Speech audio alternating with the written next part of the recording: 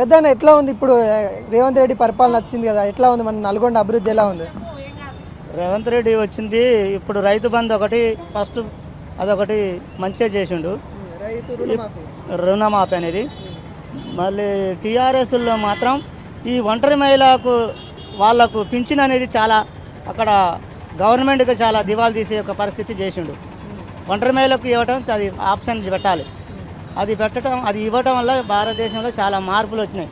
మళ్ళీ 20 ఎకరాలు ఉన్న వాళ్ళకు రైతు బంధు అన్నది ఆయన 20 ఎకరాలు ప్లస్ ఆ యువతల కౌలుకి ఇచ్చిన వాళ్ళకు ఒక 25 లక్ష, ఈ లక్షకు యువతల రైతు బంధు రెండు వినియోగం వల్ల చిన్న రైతుకు ఇబ్బందికరంగా వాళ్ళకు చెందకుంటుంటుంది. వాళ్ళు ఎట్లా ఉన్నట్టుగా అట్లా నట్టడుగున ఉన్నట్టుగా ఉంటుంది. ఇది రైతు బంధు అనేది 5 నుంచి లోపల చేసింది రేవంత్ రెడ్డి చేసింది ఒక మార్పు కరెక్ట్గానే ఉంది.